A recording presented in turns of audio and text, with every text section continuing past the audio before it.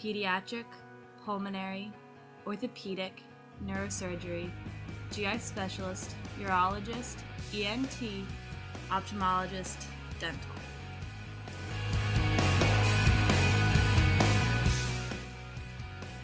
April 29, 1994, born at 37 weeks with myelomeningocele spina bifida. May 1st, 1994, surgery for back closure and VP shunt. 10 days later, the VP shunt was replaced. In November 1994, a procedure was done to remove bone from the base of his skull to give more room for his brainstem. May 1st, 1995, the tendons were released in both of his ankles. In January 26, 1996, there was a redo of the procedure from early November because the bone had grown back. May 22nd, he was diagnosed with central hyperventilation and had a tracheotomy performed. March 25, 1999, his tibia was broken and rotated. July 5, 2001, his VP shunt malfunctioned and was replaced. And again in December 10, 2003, his VP shunt malfunctioned again and was again replaced.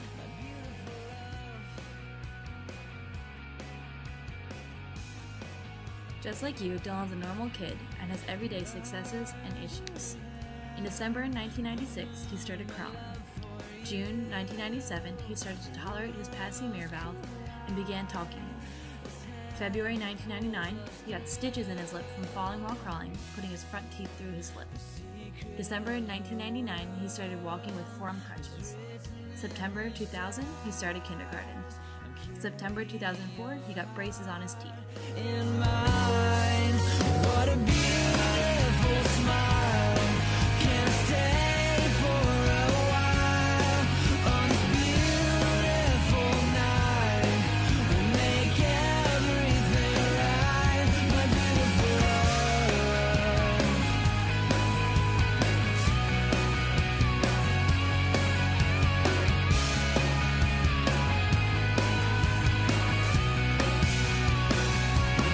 Maybe a great thing will happen. Maybe I will see. Maybe our love will catch like fire as it burns through me. Maybe a greater thing will happen. Maybe I will see. Maybe our love will catch like fire as it burns through me. Maybe a greater thing will happen. Maybe I will see. Maybe our love will catch like fire as it burns through me. What a beautiful smile.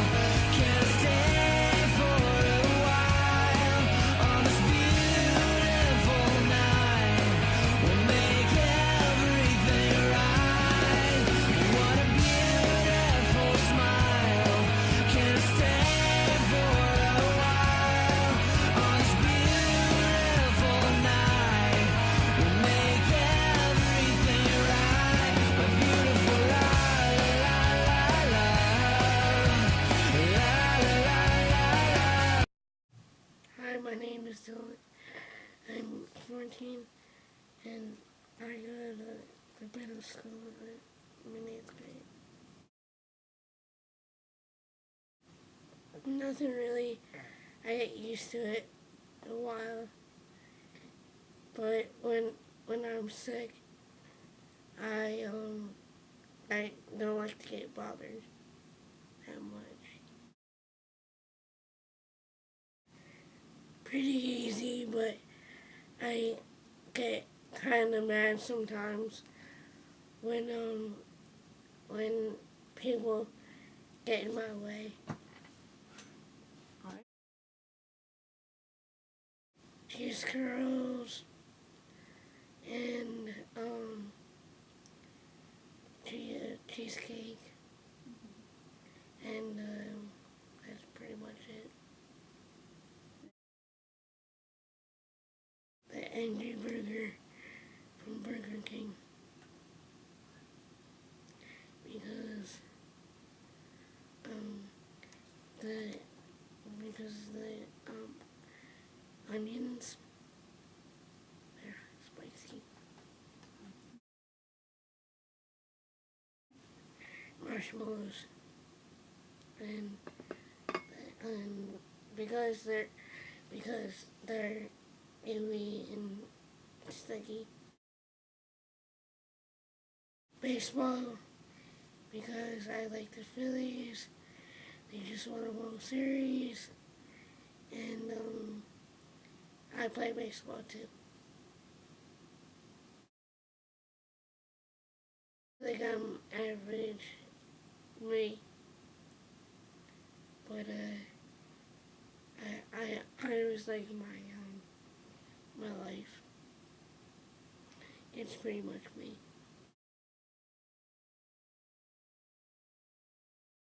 Actually, what had happened is Dylan was breech. And you know what that means? Breech is when the baby's head is up instead of down. And towards the end of your pregnancy, the baby's head shouldn't be up. They should just naturally migrate down. So throughout the time, like the very end of my pregnancy, the doctors kept saying, the baby's breech, we're going to need to do something about this.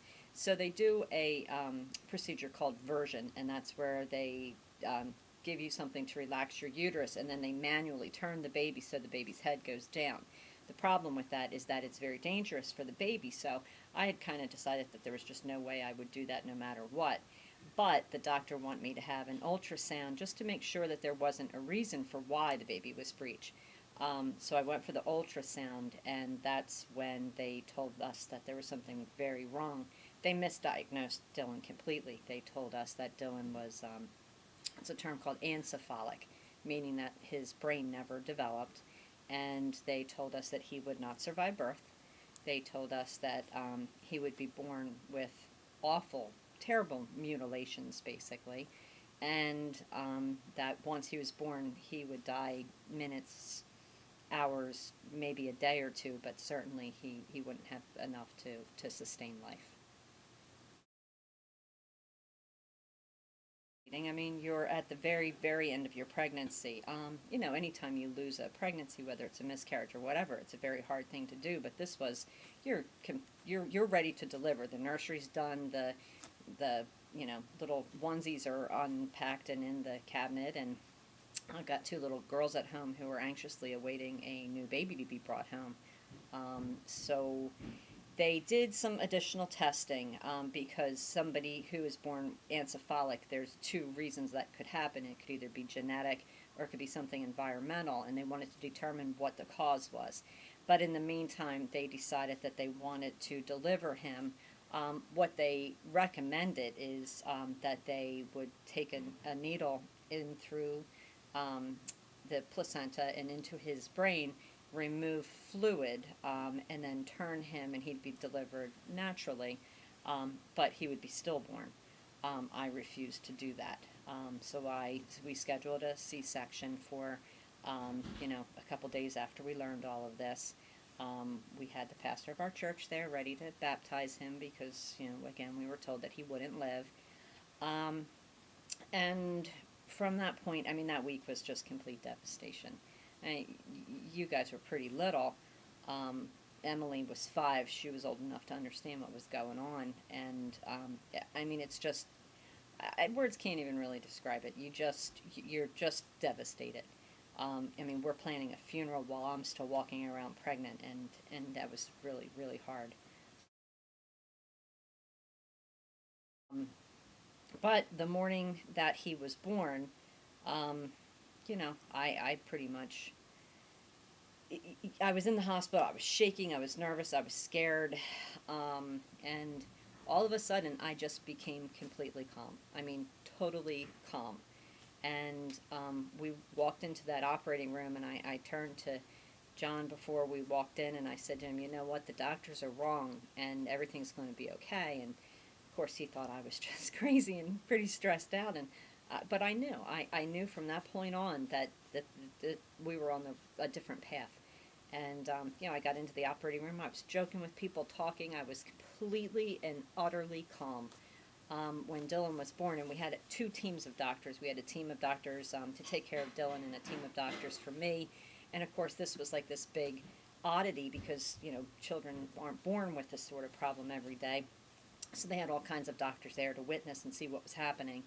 And, we had signed orders for what's called comfort care only, meaning there would be no heroics to keep his life any longer than what God had intended. So when he was born and they discovered that he only had spina bifida, the doctors, they basically said to us, "You were misdiagnosed. Your baby has spina bifida. It's extremely manageable, and we're throwing your comfort care orders out the window. We've got a lot of work to do." And off they took Dylan and left for the ICU. I often say to a lot of people, for Dylan's sake, I would wish him well tomorrow. I would absolutely, without question, never have him undergo the issues that he has to deal with. But personally, I wouldn't trade a single thing that we've learned or gained from him for anything. And you guys as kids probably appreciate things that other people do not. I mean, the little things. We see so much goodness and so much charity in people, whether it's, people giving him tickets to the World Series last year, to going to Disney World. I mean, those. Exactly, and it can be absolutely the littlest things. The your friends who send him a message on Facebook. I mean, that's the simplest, littlest effort, but it makes a difference in his life, and it's appreciated.